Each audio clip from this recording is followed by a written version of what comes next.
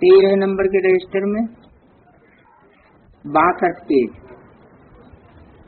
27/7/90 का पहला क्लास। रूहानी बाप बैठ रूहानी बच्चों को समझाते। रूहानी बाप का मतलब बिंदु नहीं, सिर्फ बिंदु तो समझा भी नहीं सकता, क्योंकि यहाँ शब्द लगा है बैठ। बैठ माना जरूर किसी तन में बैठ कर बाकी बिंदी को खड़े होने, बैठने, सोने या दौड़ने की तो बात ही नहीं। रूहानी बाप बैठ रूहानी बच्चों को समझाते। देह अभिमान वाले बच्चे एक तो समझ भी नहीं सकते, न उनको बाप समझाते। जब पहले कोई को समझाते हो तो पहले ये क्लियर कर दो कि बाप एक है। पूछना नहीं है कि बाप एक है व अनेक है, ऐसे तो फिर अनेक कह देंगे।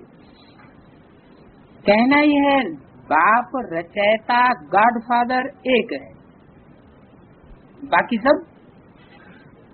सब रचना। रचयिता क्रिएटर एक है बाकी सब क्रिएशन है। वो सब आत्माओं का बाप है, जो सबका क्रिएटर है, सबका रचयिता है, उसको रचने वाला कोई नहीं, और वो सबको रचने वाला है।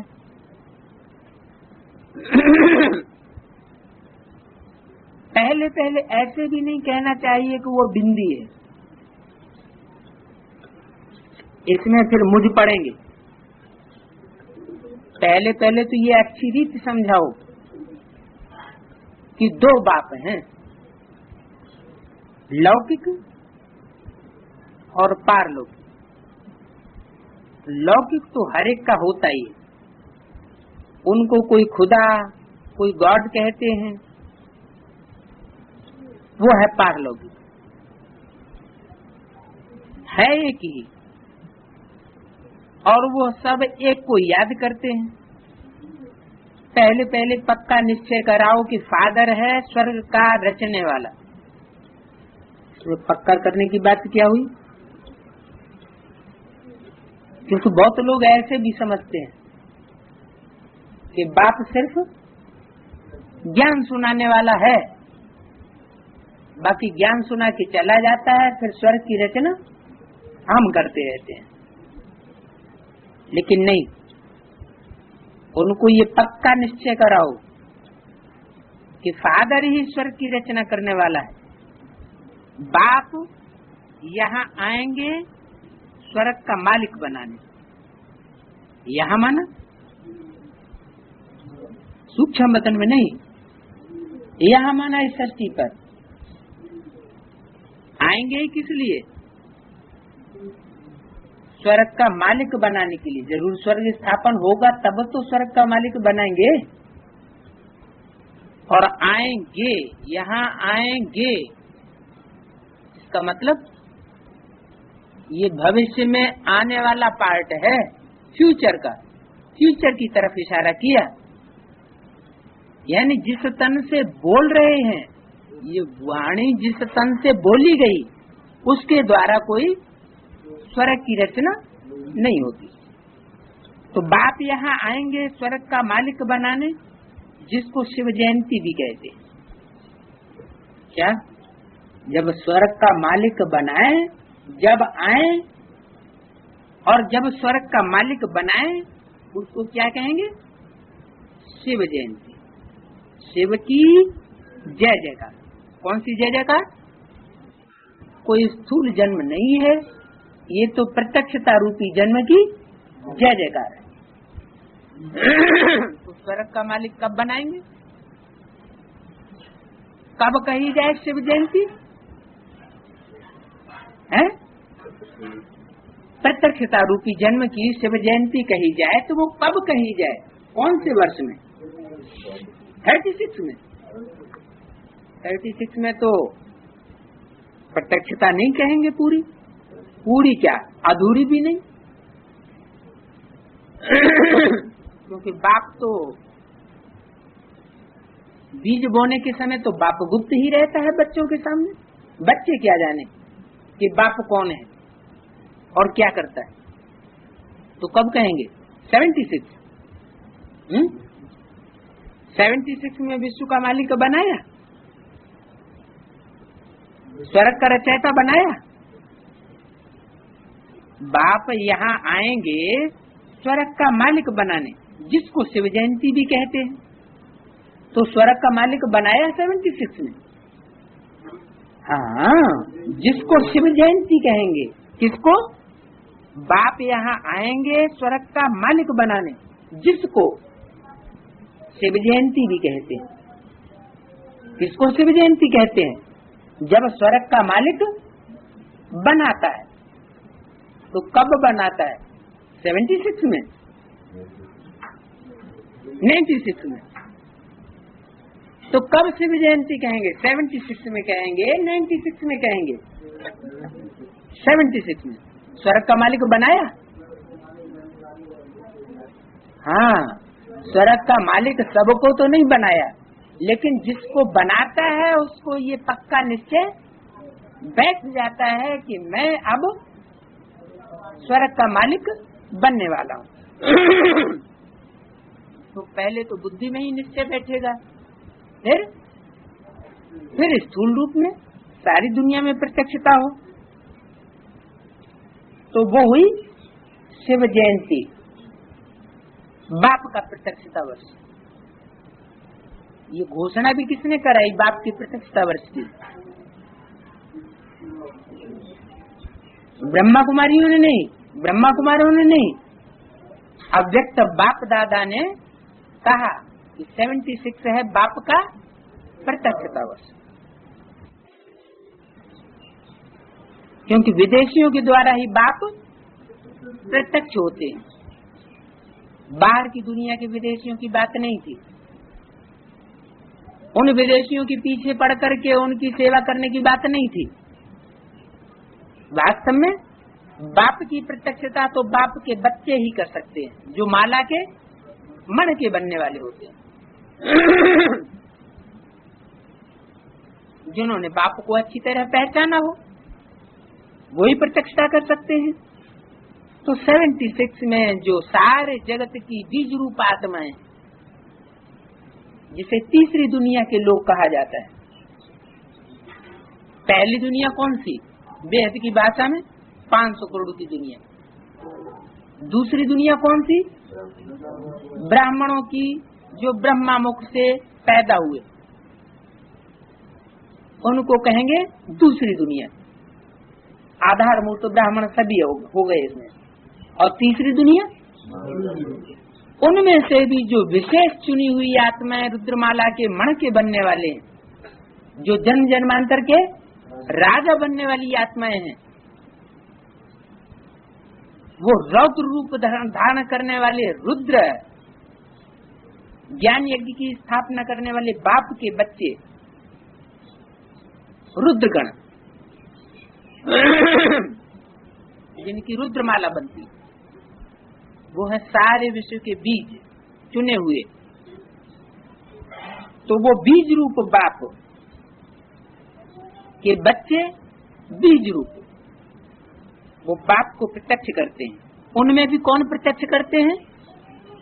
जो विदेशी धर्मों के बीज हैं, क्योंकि 4 ही मुख्य धर्म हैं, देवता, इस्लामी और बौद्धी और क्रिश्चियन।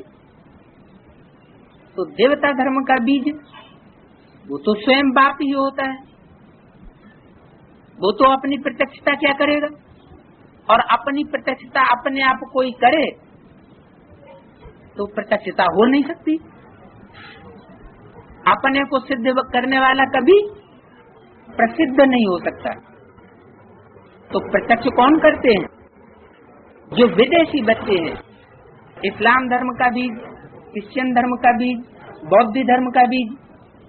तो सृष्टि के आरंभ की परंपरा में ब्रह्मा के 4 पुत्र दिखाए जाते हैं, सनत, सनातन, सनंदन, सनत कुमार।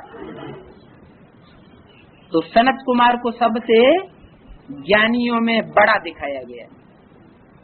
वो सबसे ज्यादा ज्ञानी थे और योगीश्वर भी कहे जाते थे। तो जो ज्ञान योग के पुरुषार्थ में बढ़ा वो ही बड़ा ठहरा। अब उसको सनत कुमार नाम दो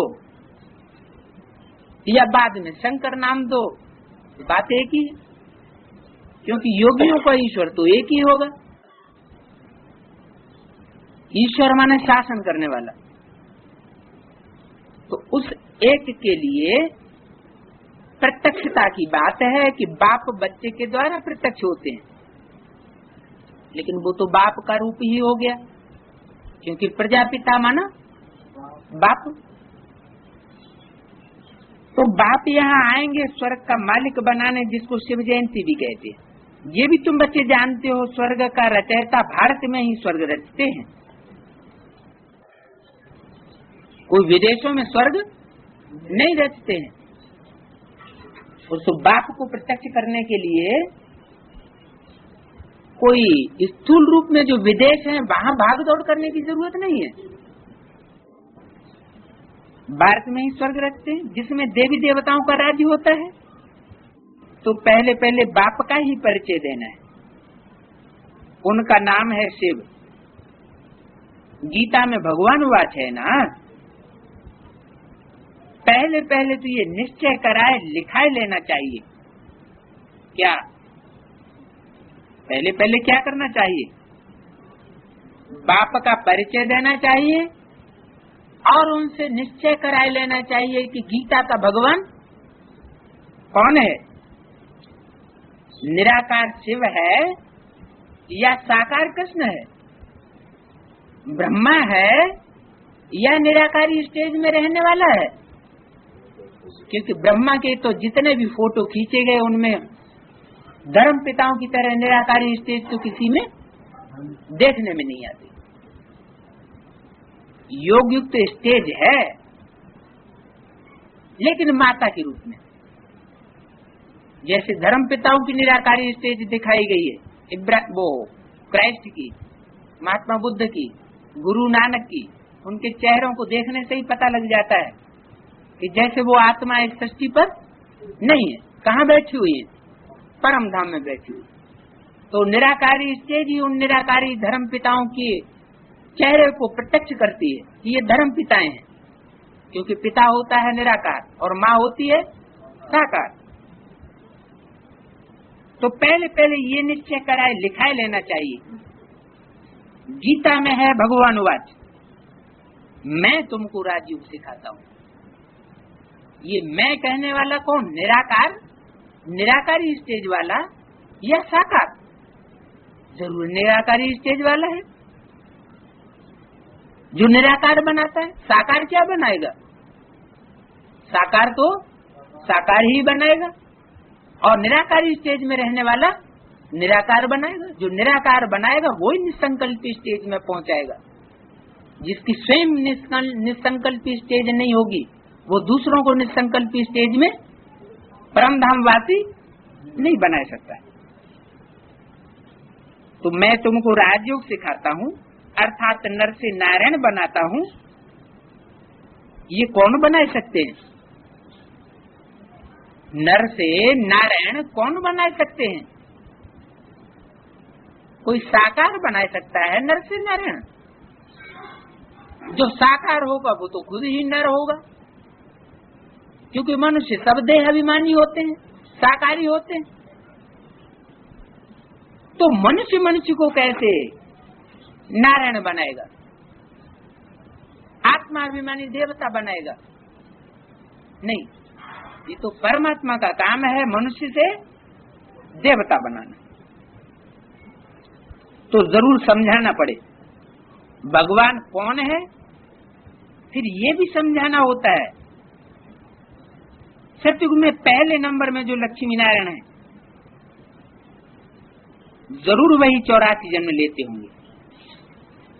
रचयिता का ही नहीं बताना है, सिर्फ क्या बताना है कि जो पहले नंबर की रचना है लक्ष्मी नारायण, वो जरूर 84 जन्म लेते होंगे। पीछे फिर और धर्म वाले आते हैं, उन्हों के इतने जन्म हो नहीं सकते। पहले आने वालों के ही 84 जन्म होते हैं। बाद में आने वाले जो लक्ष्मी नारायण हैं सतयुग में, उनके 84 जन्म नहीं होते। क्या कहा? ये बात क्लियर हो गई है?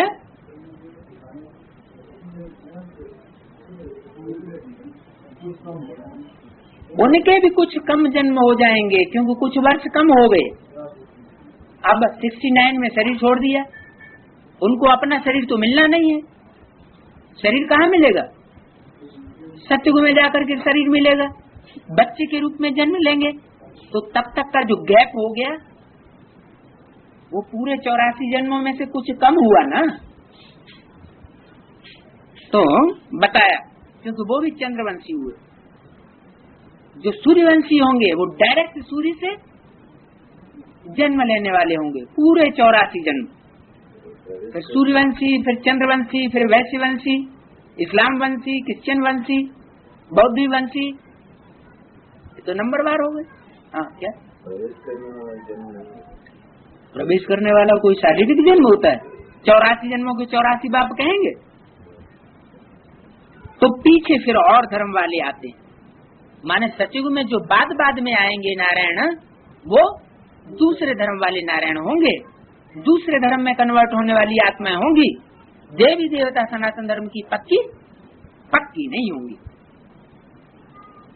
तो पहले आने वालों के ही 84 जन्म होते हैं, पीछे आने वालों के इतने जन्म हो न सके। सतयुग में तो कुछ सीखते नहीं है, जरूर संगम पर ही सीखते होंगे। तो पहले पहले बाप का परिचय देना है। क्या किसी को भी समझाना होता है, चाहे दुनिया वालों को और चाहे घर के भांति ब्रह्मा कुमार कुमारियों को, तथाकथित ब्राह्मणों को, पहले क्या समझाना है उनको? पहले बाप का परिचय देना। दुनिया वालों को बताना होता है तो सिर्फ सामान्य नॉलेज दी जाती है कि तुम बिंदु आत्मा हो, तुम बिंदु आत्मा का बाप परमात्मा ज्योति बिंदु है। ये तो सामान्य नॉलेज हो गई, ये परमात्मा बाप की विशेष नॉलेज नहीं हुई। विशेष नॉलेज आत्मा की भी है तो परमात्मा की भी है, एडवांस नॉलेज जिसे कहते हैं। आत्मा की विशेष नॉलेज क्या है? हु एम आई, मैं आत्मा कौन सी आत्मा हूँ, किस ग्रुप की आत्मा हूँ, किस धर्म विशेष में मेरे को पार्ट बजाना है, किस स्थान विशेष में जन्म जन्मांतर मेरे को पार्ट बजाना है, ये अनुभूति होने लगी। हु एम आई, मैं आत्मा कौन। बाकी सिर्फ मैं आत्मा बिंदु, वो तो दुनिया की सारी आत्माएं बिंदु होती है। सब मनुष्य आत्माएं तो क्या, पशु पक्षी कीट पतंगे सब कीटाणु ढेर के ढेर सब बिंदु। तो ये कोई परिचय नहीं हुआ खास कि मैं आत्मा बिंदु। तो जैसे आत्मा का विशेष परिचय है आत्माओं का अलग अलग, क्योंकि हर आत्मा अलग अलग पार्ट बजाने वाली है, तो वैसे ही परमात्मा का भी एक सामान्य परिचय कि परमात्मा बिंदु है। फिर विशेष परिचय कि वो बिंदु है और उस बिंदु में क्या विशेष पार्ट भरा हुआ है। तो वो विशेष पार्ट बताया, क्या बताया अभी मुरली में, जो दुनिया में और कोई धर्म पिता नहीं कर पाता। और धर्म पिताएं सिर्फ अपना धर्म स्थापन करते हैं, बाकी दुनिया नरक ही बनी रहती। नरक से स्वर्ग, स्वर्ग नहीं बनती और ही नीचे गिरती चली जाती। और परमात्मा बाप क्या करते हैं? नरक की दुनिया को स्वर्ग बनाते। ये स्वर्ग बनाने का काम दुनिया में और कोई नहीं कर सकता, न धर्म पिता कर सकता, न कोई धर्म की माता कर सकती। तो पहले पहले बाप का परिचय देना। जैसे आत्मा देखने में नहीं आती है, समझ सकते हैं। क्या समझ सकते हैं? ये आत्मा कौन सी आत्मा है। देखने में तो नहीं आती आत्मा, लेकिन समझ सकते हैं कि ये आत्मा कौन सा विशेष पार्ट बजाने वाली है। वैसे परमात्मा को भी देख नहीं सकते हैं। इन आंखों से परमात्मा देखने से देखने में नहीं आएगा। हाँ, पार्ट के आधार पर परमात्मा पहचाना जा सकता है, ज्ञान के आधार पर पहचाना जा सकता है। बुद्धि से समझते हैं, वो हम आत्माओं का बाप है, वो हम आत्माओं का बाप है, ये बुद्धि से समझा जा सकता है। उनको कहा जाता है परमात्मा। किनको? जो हम आत्माओं का बाप है, आत्मिक स्टेज में रहने वाले जो हैं, उनका वो बाप है, उनका वो रक्षण करने वाला है। बाकी देह अभिमानियों का रक्षण करने वाला नहीं है। तो ये बुद्धि से समझा जा सकता है कि वो आत्माओं का बाप है, जानवरों का बाप नहीं। वो सदैव पावन है। जो आत्माओं का बाप है वो सदैव सदैव पावन है। मनुष्य तो कभी पतित भी होते हैं और कभी पावन भी होते हैं। कोई ऐसी स्थिति भी बनती है जो वो पतित हो जाते हैं, अनुभव करते हैं कि हमारा क्षरण हो गया, नीचे गिर गए, मन बुद्धि पतन में चली गई, इंद्रियों में क्षरण हो गया, इंद्रियों में कमजोरी आ गई, मनसा क्षीण हो गई, बुद्धि में से ज्ञान निकल गया। ये अनुभव तो मनुष्य करते हैं, लेकिन परमात्मा ऐसा किसी भी स्थिति में, कोई भी संग के रंग में ये अनुभव नहीं करेगा क्या कि मेरा पतन हो गया। वो तो सदा शिव है, सदा पावन है, एवर प्योर है। उनको आकर पतित दुनिया को पावन बनाना होता है। अगर वो भी पतित पने का अनुभव करे, कैसी भी स्टेज में, किसी के संग के रंग में आए, कैसे भी कीचड़ में हो, अगर वो भी पतित पने का अनुभव करे तो पतितों को पावन कोई नहीं बना सकता। तो उनको आकर पतित दुनिया को पावन बनाना होता है। तो वो तो सदैव पवित्र है। तो पहले बाप एक है, ये सिद्ध करके बताने से गीता का भगवान कृष्ण नहीं है, वो भी स्वतः सिद्ध हो जाएगा। क्या? अगर ये साबित हो जाएगा कि गीता का भगवान वो निराकार बाप एक है, तो बुद्धि में से अपने आप निकल जाएगा कि जो दूसरा है, क्योंकि भगवान तो एक ही होगा। तो जो जिसको हम दूसरे को भगवान समझते हैं वो भगवान नहीं हो सकता। गीता का भगवान कृष्ण नहीं, ये भी सिद्ध हो जाएगा। तुम बच्चों को सिद्ध करके बताना है। एक बाप को ही ट्रुथ कहा जाता है। जो बाप एवर प्योर है, कभी पतित नहीं बनता,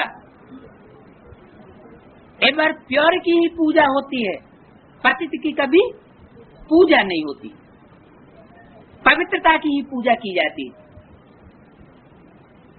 देवताओं के मंदिर बनाकर उनकी पूजा होती है, शिव बाबा के मंदिर बनाकर उनकी पूजा होती है, सन्यासियों के मंदिर बनाकर उनकी पूजा नहीं होती, क्योंकि वो एवर प्योर नहीं है।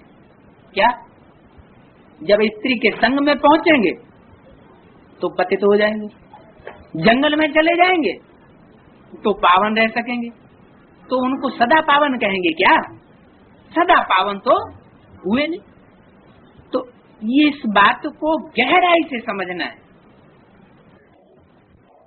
कि पवित्रता वाले वातावरण में रह करके तो सब पवित्र रह सकते हैं, लेकिन अपवित्र वातावरण में, कीचड़ में रह करके जो पावन रहे और सदा पावन रहे, कभी पतित न हो, तो वो ही एवर प्योर है।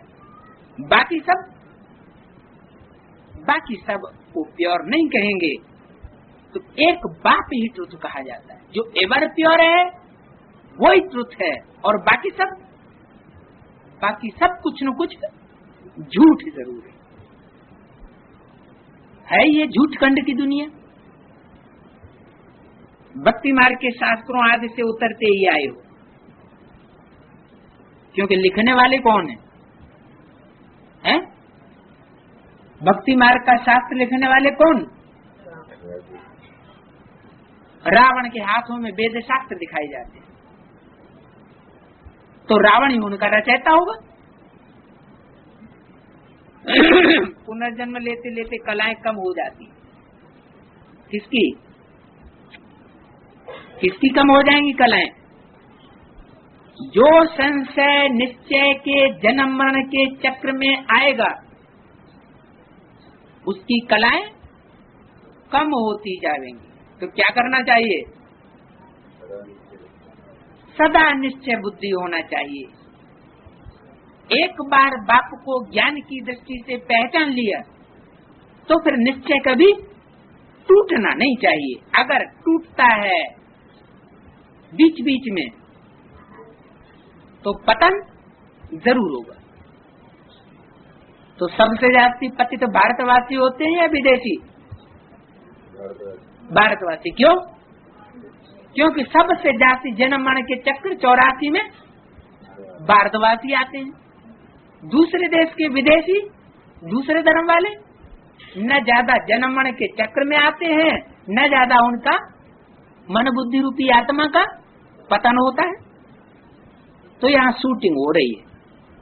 क्या शूटिंग हो रही है? हाँ, आत्मा की भी शूटिंग हो रही है। ये शूटिंग हम अब जैसी चाहें वैसी भरें। अगर बार बार निश्चय के चक्र में आते हैं तो आत्मा का पतन जरूर होगा। तो पुनर्जन्म लेते लेते कलाएं कम होती गई। ये कर्मकांड के तीर्थ आदि की बातें सब भक्ति मार्ग के शास्त्रों में है ना। कर्मकांडों में क्यों फंस गए हैं? द्वापर के आदि में तो एक शिवलिंग की पूजा होती थी, उसमें भी ज्योति बिंदु हीरा लगा हुआ था। उसकी तरफ बुद्धि आकर्षित कराई गई, तो वो हीरा ही याद करते रहते। फिर बाद में ये ढेर के ढेर कर्मकांड कहाँ से आ गए हैं? तो जरूर जो अविचारी भक्ति की शुरुआत है वो किसी ने तो कराई होगी है? वो जरूर हुआ ऊंचे से ऊंचा गुरु। और बाद में फिर विचारी भक्ति की शुरुआत हुई, तो वो भी कराने वाले कोई न कोई जरूर देहधारी गुरु हुए। तो ये कर्मकांड के तीर्थ आदि की बातें सब भक्ति मार्ग के शास्त्रों में हैं, जिनसे कलाएं कम होती चली जाती। ज्ञान में तो इनका कोई वर्णन नहीं। ज्ञान ये नहीं कहता कि ये कर्मकांड करो, भांति भांति के तीर्थ यात्रा करो, गंगा स्नान करो, नहीं, यहाँ कोई शास्त्र नहीं। बाप आकर के सारा रात समझाते। क्या यहाँ कोई लिखे हुए शास्त्रों को पढ़ने की बात नहीं है। यहाँ किस बात, ये बात क्या है? यहाँ तो बाप ही सन्मुख आकर मुख के द्वारा माउथ टू माउथ सारा समझाते हैं। वो समझाया हुआ जब कोई दूसरा सुनाता है तो कुछ न कुछ उसमें अपने कुछ न कुछ मिक्स जरूर होगा। तो ज्ञान डिग्रेड हो जाएगा या ज्यों का त्यों बना रहेगा? कुछ न कुछ डिग्रेड होगा। चलो टैप है, टैप ज्यों का त्यों सुनाएगा, जैसी आवाज बोले वैसी भरी जाएगी। लेकिन नहीं, टैप भी सेकंड स्टेज हो जाएगी। क्यों? क्योंकि उसमें वाइब्रेशन नहीं होंगे सुनाने वाले के, माहौल नहीं होगा, दृष्टि की पावर नहीं होगी। और बात जब सुनाते हैं तो सन्मुख सुनाते हैं, उसमें दृष्टि की पावर होती है, वाइब्रेशंस होते हैं, माहौल बना हुआ होता है।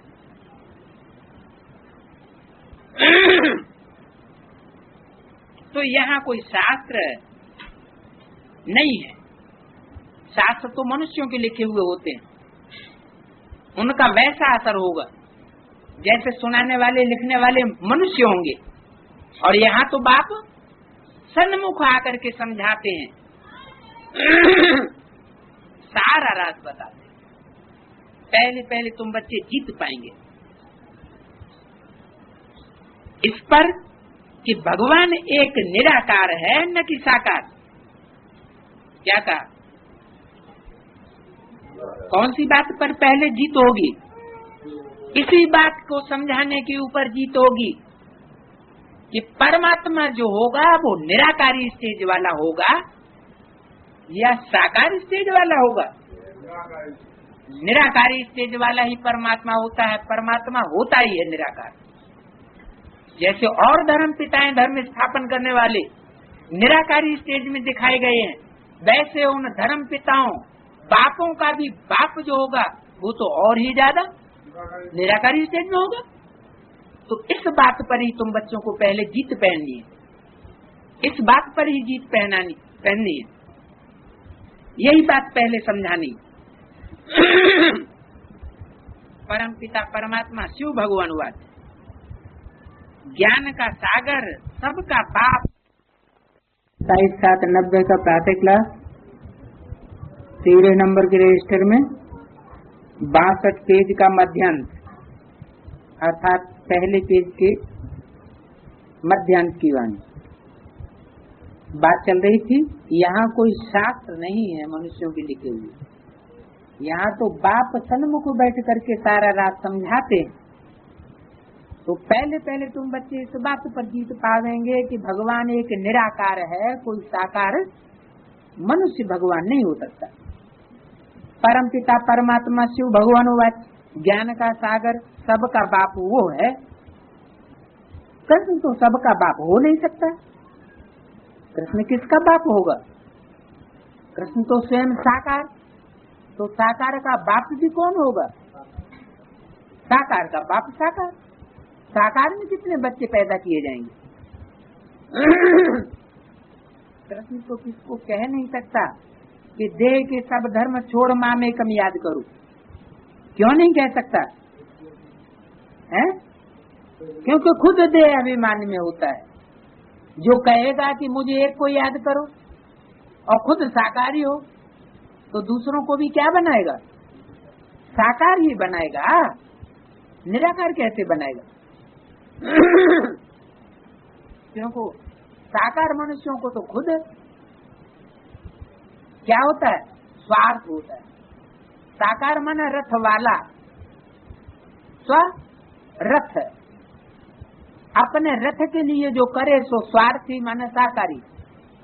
और परमात्मा वो तो है ही निराकार, उसका तो अपना रथ होता ही नहीं।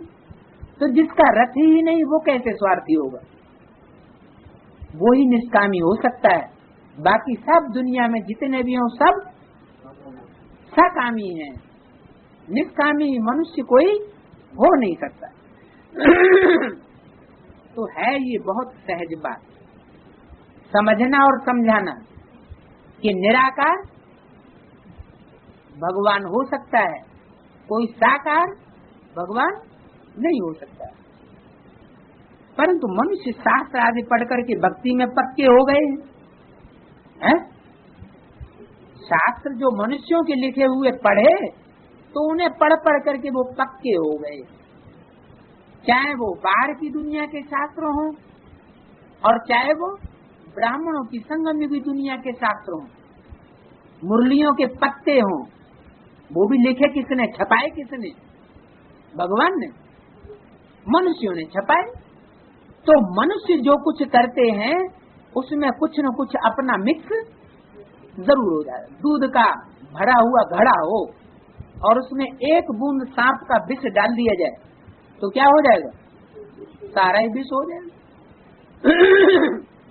तो परमात्मा की बोली हुई वाणी वो सन्मुख ही असर करेगी, सन्मुख सुनने वालों को असर करेगी, उसमें जादू होगा।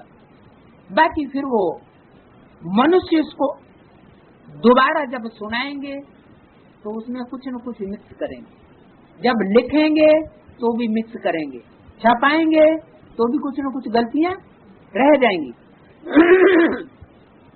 तो उसमें कुछ न कुछ मिक्स होने से वो सारा का सारा विष हो जाता है, ज्ञान की जगह अज्ञान हो जाता है। तो मनुष्य शास्त्र पढ़ के पक्के हो जाते हैं भक्ति मार्ग में।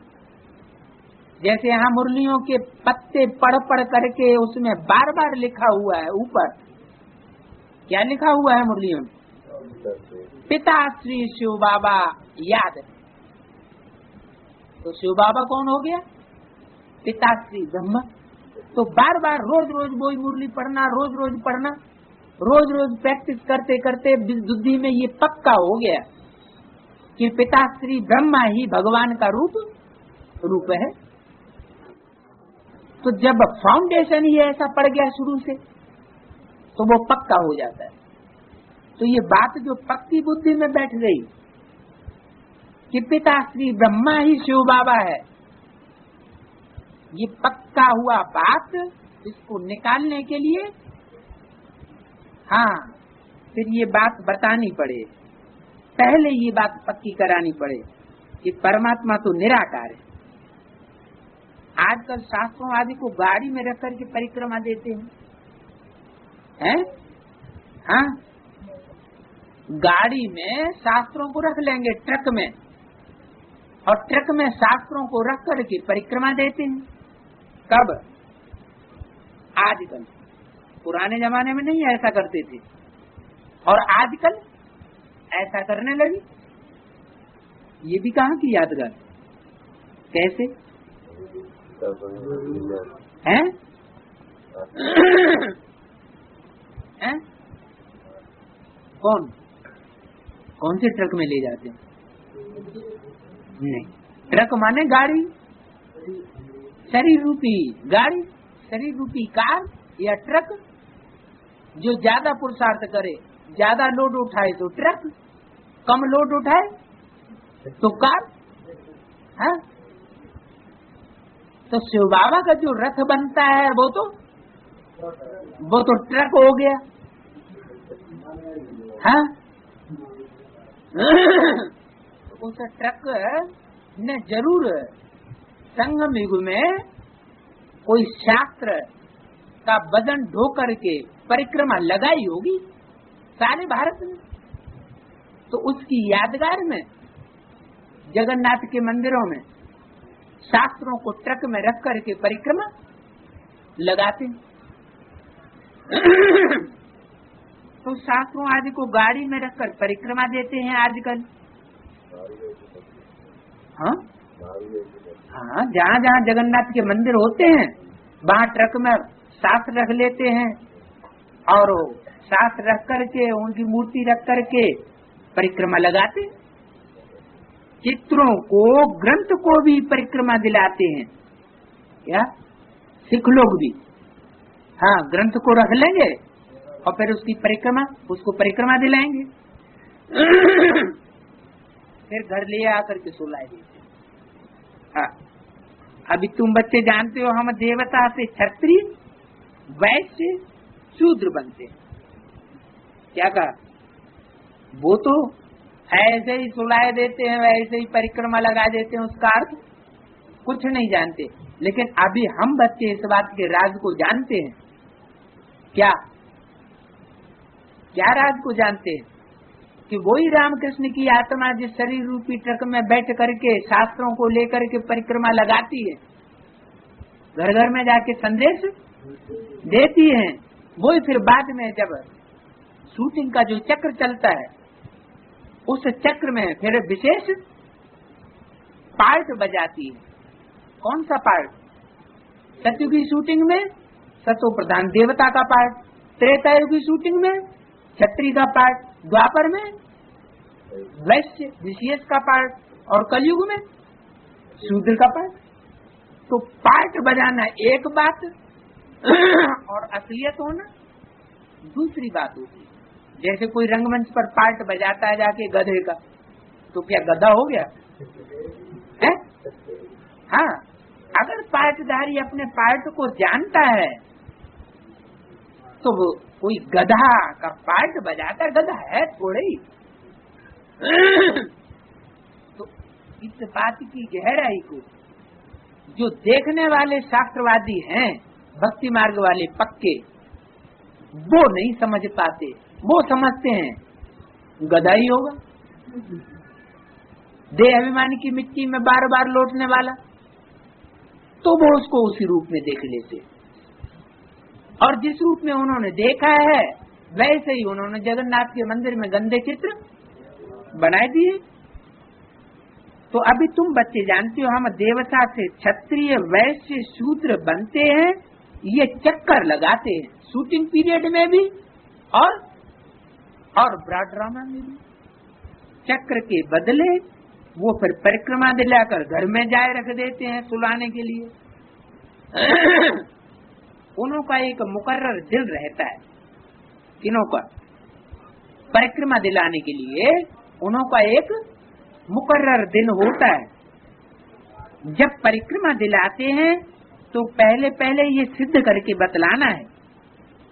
श्री कृष्ण भगवान वाच नहीं है, जब परिक्रमा दिलाते हैं तब सिद्ध करके बतलाना है कि श्री कृष्ण भगवान वाच नहीं है, परंतु शिव भगवान वाच। उवाच किसने किया? बिंदी उवाच नहीं कर सकती जिसको तुम निराकार भगवान समझते हो। शिव भगवान वाच कहते हैं तो वो क्या समझ लेते हैं कि बिंदी ने उवाच किया। बिंदी उवाच नहीं करती, न कृष्ण भगवान उवाच करता है, कृष्ण तो भगवान होता ही नहीं। उवाच कौन करता है वास्तव में?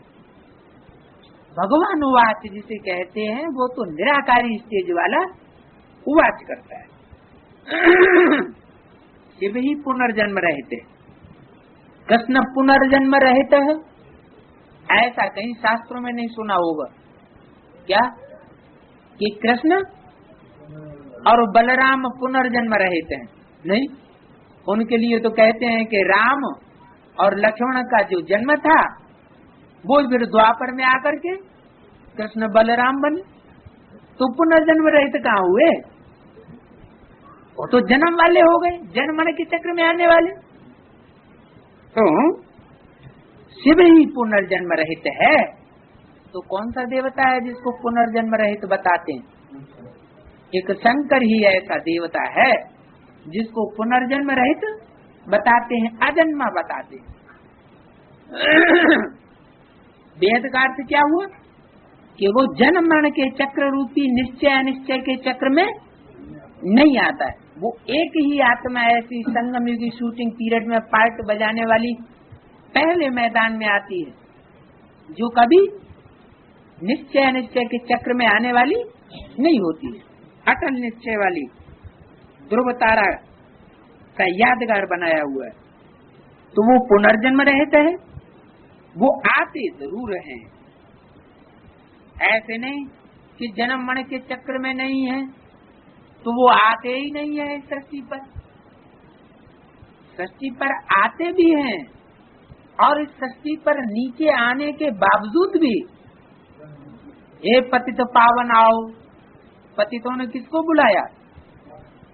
एवर प्योर को बुलाया कि तुम भी नीचे उतर आओ, हम तो नीचे गिरे हुए हैं, तुम भी क्या करो, तुम भी नीचे गिरो। जो आदमी डूबता है तो डूबने वाला तो चाहता है कि हमको सहारा मिले, कोई आए हमको और डुबकी मार के हमको नीचे से ऊपर ले जाए। तो वो आते जरूर हैं, ऐसे नहीं ऊपर ही बैठे रहते हैं, वो नीचे स्टेज में आते जरूर हैं, परंतु उनका दिव्य जन्म है। उनका आना भी कैसा है? दिव्य, दिव्यता से भरा हुआ उनका जन्म है। भागीरथ पर आकर सवार होते हैं। सवार किस पर होते हैं? भाग्यशाली रथ पर। उन्होंने भागीरथ का ही अर्थ उल्टा कर दिया है? जो हार्ट फेल होकर के शरीर खत्म कर दे तो उसका नाम रख दिया भागीरथ। खांसते खांसते शरीर ही खत्म हो जाए उसका नाम रख दिया भागीरथ। अरे भागीरथ तो वो हुआ जो अपने रथ को कंचन काया इसी जन्म में बना ले, तो वो भागीरथ संसार में गाया जाएगा। भाग्यशाली रथ पतितों को आकर पावन बनाते हैं। किसके द्वारा? भागीरथ के द्वारा। कि ऐसे बिना पावन बनाए चले जाते हैं। भागीरथ में आएगा तो उस भाग्यशाली रथ के द्वारा क्या करेगा? पतितों को पावन बनाएगा कि बिना पावन बनाए वापस चला जाएगा? फिर वो भागीरथ कहा जाएगा? है? भागीरथ तो वो जिसके संसर्ग संपर्क में आकर के दूसरी भी आत्माएं भाग्य को प्राप्त करें। रचयिता और रचना के आदि मध्य अंत का बाप आकर राज समझाते। जो नॉलेज और कोई मनुष्य नहीं जानते हैं कि रचयिता कौन है और उसकी फर्स्ट क्लास रचना कौन है। तो बताओ रचयिता कौन और उसकी फर्स्ट क्लास रचना कौन? रचयिता और रचना के आदि मध्य अंत का राज समझाते हैं।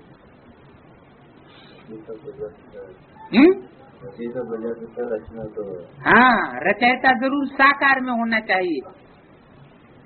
उस साकार के द्वारा ही बिंदु ज्योति बिंदु बाप रचयिता का पार्ट बजाते हैं। तो वो रचयिता हुआ नई सृष्टि का, नई सृष्टि की दुनिया का। और फर्स्ट क्लास रचना कौन है? फर्स्ट क्लास रचना हुई ब्रह्मा सो विष्णु, वो हुई फर्स्ट क्लास रचना। उसके आदि मध्य अंत रचना का पार्ट क्या हुआ? आदि में कौन? आदि में फर्स्ट क्लास रचना कौन? कृष्ण। सचिव की आदि में होगा कृष्ण, मध्य में होगा राजा विक्रमादित्य और अंत में फिर दादा लेखराज। वो फर्स्ट क्लास रचना बच्चा हो गया। फर्स्ट क्लास रचना कौन होती है? बच्चा। बाप का बच्चा ही उसकी फर्स्ट क्लास रचना होती है, जो बाप को शो करता है। तो रचयिता और रचना के आदि मध्य अंत का राज समझा, जो नॉलेज और कोई नहीं समझाया जानते। बाप को आप ही अपना आकर के परिचय देना होता है। क्या? उनका परिचय यथार्थ रूप में और कोई नहीं दे सकता। एक तो वो खुद ही आते हैं और खुद ही आकर के अपना परिचय देते। मुख्य बात है बाप के परिचय की, और बातें तो सब हैं ज्ञान की गौड़ सामान्य, लेकिन मुख्य बात क्या है? बाप का परिचय देना। ये समझ लो मुख्य ज्ञान है। सर्वव्यापी अक्षर बहुत ज्ञानी का है। फिर महिमा का अक्षर कौन सा है? एक व्यापी है। वो एक में आता है सारी सृष्टि को पतित से पावन बनाने के लिए। अनेकों में आकर के पतितों को पावन नहीं बनाता। अनेकों में आकर के पतितों को पावन बनाए तो फिर सब क्या करेंगे? अनेकों के साथ संबंध जोड़ेंगे इंद्रियों का कि एक के साथ जोड़ेंगे? तो फिर क्या कौन सी दुनिया बनेगी? ये विचारी नरक की दुनिया वैश्यालय बनेगी या शिवालय बनेगा? फिर तो वैश्यालय बन जाएगा। तो जो वैश्यालय बनाने वाले हैं वो ढोल पीटते हैं परमात्मा सर्वव्यापी। हम भी पतितों को पावन बनाने वाले, तुम भी पतितों को पावन बना ले। हमसे भी सुनो, उनसे भी सुनो, सबसे सुनो, तो तुम्हारी सदगति हो जाएगी। जो संदली पे बैठे तुम ऐसे ही समझो शिव बाबा ही हमें ज्ञान सुनाते हैं। तुम ऐसे ही समझो शिव बाबा ही हमको दस्ती देते, तो क्या होगा? तो सर्वव्यापी होगी। तो वास्तव में पहले मुख्य बात है बाप का परिचय देना। सर्वव्यापी अक्षर बहुत ग्लानि का है। कोई तो मुख से कहते हैं सर्वव्यापी, और कोई एक्ट ऐसी करते हैं जिससे सबको समझ में आ जाए कि परमात्मा दीदी दादी दादा सबके अंदर परमात्मा आया हुआ है। ये गीता से ही उन्होंने उठाया है। परमात्मा सर्वव्यापी। हमारी कौन सी गीता है? मुरली। तो जो मनुष्यों की लिखी मुरली है, जिसमें उन्होंने कृष्ण भगवान वाच, पिता श्री ब्रह्मा भगवान वाच याद लिख दिया, तो उससे ही ये अर्थ निकल पड़ता है। क्या? क्योंकि उसका अर्थ ही झूठा कर दिया। पहले अर्थ शास्त्रों के ऐसे नहीं थे, बाद में उनके इंटरप्रिटेशन गलत कर दिए। तो कृष्ण को भगवान समझने के कारण सारी गड़बड़ हुई। सर्वव्यापी अक्षर कहाँ से उठाया? गीता से ही उठाया सर्वव्यापी अक्षर। गीता में ही लिखा हुआ है श्री कृष्ण भगवान वाच। साकार कृष्ण भगवान हो गया, पिता श्री ब्रह्मा भगवान हो गया, शिव बाबा हो गया। तो गीता से ये उठाया है और भागवत में दिखाई है कृष्ण के चरित्र। ब्राह्मणों की संगमिक दुनिया की भागवत कौन सी है? जिसमें भगानी की कथा है, अद्भुत कथा, अद्भुत कर्म है, एक अद्भुत जीवन कहानी। कहानी माने कथा। तो उसमें 300-400 जो गोप गोपियों को भगाने की कथा लिखी हुई है उस पुस्तक में, वो अद्भुत कर्म किसने किया? बूढ़े ब्रह्मा ने किया वो कार्य? क्या नहीं, अरे वो तो शिव बाबा का कार्य था। शिव बाबा ने प्रजापिता के द्वारा ये कहानी का ये कार्य संपन्न किया था। नाम किसका डाल दिया? रचना ब्रह्मा का। अरे ब्रह्मा तो स्वयं ही बड़ी माँ है, तो जरूर कोई बड़ा बाप भी होगा। तो गड़बड़ कर दिया ये। तो कृष्ण को भगवान, ब्रह्मा को भगवान समझने के कारण ही सारी गड़बड़ हुई है। कृष्ण का नाम ही निकल जाएगा तो बायोग्राफी, चरित्र आदि सब उड़ जाएंगे। क्या? अद्भुत जीवन कहानी में जो बायोग्राफी दिखाई है बैठ ब्रह्मा की, वो बायोग्राफी भी सारी उड़ जाएगी। कब उड़ जाएगी? जब उसमें से गीता में से जो सच्ची गीता है, ब्राह्मणों की सच्ची गीता कौन सी है? मुरलियां। मुरलियों में से पिता श्री ब्रह्मा का नाम उड़ाई दिया जाए तो बायोग्राफी, चरित्र आदि सब उड़ जाएंगे। कृष्ण गीता का भगवान नहीं है, ये तुम सिद्ध करके बताएंगे। क्या? कि कृष्ण गीता का भगवान नहीं है। जो गीता का भगवान होगा वो तो राजधानी स्थापन करके दिखाएगा। वो पुरानी दुनिया का, पुराने संगठन का विनाश करके दिखाएगा। और धर्मपिता ये कार्य नहीं करते। परमात्मा बाप आकर के ये कार्य करते हैं कि सत धर्म की स्थापना और असत धर्मों का विनाश करते हैं। असत राजधानी की स्थापना नहीं करते हैं, वो सत राजधानी, जो सच्ची राजधानी है स्वर्ग की, उसकी स्थापना करते हैं। और जितनी राजाइयां हैं दुनिया में वो सब खलास हो जाती। तो जब तुम ये सिद्ध करके बतलाएंगे तो तुम्हारा नाम बहुत बाला हो जाएगा। नाम बाला कब होगा? किस बात से? गीता का भगवान कृष्ण नहीं है, इस बात से ही नाम बाला होंगे। तो ये तो बहुत ढोल पीट दिया तथाकथित ब्रह्मा कुमार कुमारियों ने दुनिया में कि गीता का भगवान निराकार शिव ज्योति बिंदु है, साकार कृष्ण गीता का भगवान नहीं है। चारों तरफ दुनिया में देश विदेश में ढोल पिट गए, आवाज हो गई,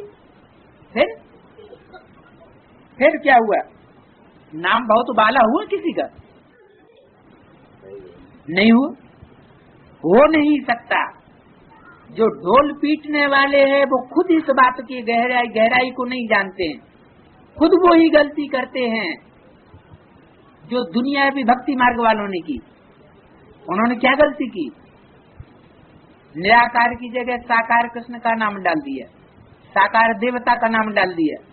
ऐसे ही ब्रह्मा कुमार कुमारियों ने क्या किया? शिव बाबा की जगह पिता श्री ब्रह्मा का नाम डाल दिया। तो गलती तो वही की जो दुनिया वालों ने की। तो जो दुनिया वाले गलती कर रहे हैं वही फिर पढ़ाई पढ़ाने वाले गुरु गलती कर रहे हैं। आप गुरु जी बैंगन खाएं, दूसरे को तरकीब बताएं कि बैंगन नहीं खाना चाहिए, तो चेले चपाटे मानेंगे? उनके ऊपर तो कोई असर नहीं पड़ सकता। दूसरा पेज, तुम बच्चे आपस में जब मिलते हो तो मीटिंग करो कि क्या उपाय निकालें जो गीता के भगवान की बात सिद्ध हो जाए। उपाय क्या निकालें? गीता में कृष्ण का नाम होने के कारण ही लड़ाई आदि की बात लिख दी है। अगर गीता में कृष्ण का नाम न होता तो फिर लड़ाई की बात ही नहीं, क्योंकि साकार ही लड़ाई लड़ते हैं और लड़वाते हैं। निराकार ज्योति बिंदु जो निराकारी स्टेज वाला होगा वो तो मारा मारी नहीं करना सिखाएगा। जो देह अभिमानी होते हैं वो मारा मारी करते हैं और दूसरों से कराते हैं। जो देह अभिमानी होगा ही नहीं तो वो निराकारी स्टेज में दूसरों को टिकाएगा, निसंकल्पी होना सिखाएगा। वो तो कर्मों की गुह्य गति बताएगा कि अगर किसी ने तुमको दुख दिया है तो मारपीट करने से वो दुख देना बंद नहीं करेगा। कब बंद करेगा? जब तुम्हारी बुद्धि में ये बात बैठ जाए कि तुम्हारे कर्मों का जो पूर्व जन्म का लेखा जोखा है जब तक रहा हुआ है तब तक तुमको कोई दुख दे सकता है। जब वो लेखा जोखा समाप्त हो जाएगा तो कोई तुमको दुख नहीं दे सकता। तो बाप तो निराकारी निसंकल्पी स्टेज में रहना सिखाएंगे, वो किसी से युद्ध करना नहीं सिखाएंगे। स्थूल युद्ध की बात नहीं। तो ऐसा पर्चा बना करके उसमें चित्र आदि भी लगा करके क्या कहा? ऐसा पर्चा बनाओ। क्या पर्चा बनाओ? कि गीता का भगवान, जो सच्ची गीता मुरलियां हैं उनको आप भगवान, उन मुरलियों का, उन गीता का, गीता माता का, गीता पति भगवान कोई कृष्ण अर्थात ब्रह्मा नहीं है। ऐसा पर्चा बनाओ, उसमें चित्र आदि भी लगाओ कि गीता माता कौन है। उन्होंने तो गीता माता किताब बनाई दी। अरे कोई कागज की किताब माता होगी क्या? अरे माता तो चैतन्य में होती है। जैसे उन्होंने कह दिया धरणी माता, भारत माता, तो लोगों ने क्या समझ लिया कि भारत कोई जमीन का नाम है, भारत माता। अरे भारत माता जब कहा गया तो जरूर उसके साथ पिता भी होगा, है, बाल बच्चे भी होंगे, उन माता पिता की गोद में पलने वाले भारतवासी। तो उस बात को भूल गए। तो ऐसे ही यहाँ तथाकथित ब्रह्मा कुमार कुमारियों ने क्या कर दिया? लड़ाई आदि की बातें लिख दी, ब्रह्मा का फोटो छपाई दिया। तो अब तुम क्या करो कि ऐसा पर्चा बनाओ, उसमें चित्र आदि भी लगाओ। हाँ, कौन सा चित्र लगाओ? निराकार भगवान, निराकारी स्टेज वाला जो गीता पति भगवान है उसका भी चित्र लगाओ। और गीता माता, गीता माता जो ब्रह्मा है उसका भी चित्र लगाओ। एक तो टाइटलदारी ब्रह्मा, दाढ़ी मूछ वाला, मूछा भड़काने वाला, उसका भी चित्र लगाओ। और दूसरा जो ओरिजिनल ब्रह्मा है, ब्रह्म माने बड़ी, माँ माने माँ, बड़ी माँ सारी सृष्टि की, तुम्हें माता च पिता कहते हैं ना, तो जो माता के रूप में भी आता है, पिता के रूप में भी आता है, सारी दुनिया उन माता पिता को मानती होगी, सारी दुनिया। तो सारी दुनिया तो एडम ईव को ही मानती है क्या? ऐसे नहीं कि ब्रह्मा को ईव भी मान ले और ब्रह्मा को एडम भी मान ले ना। सारी दुनिया के सामने तो वो प्रत्यक्ष ही नहीं हुए, पहले ही शरीर छोड़ करके चले गए, तो सारी दुनिया कैसे मान लेगी? तो उसमें चित्र आदि लगाओ, माता का भी तो पिता का भी। फिर एरोप्लेन से वो पर्चे गिराने चाहिए, उन पर्चों में लिख दें कि इस कारण भारत कंगाल बना है। भारत कंगाल क्यों हुआ?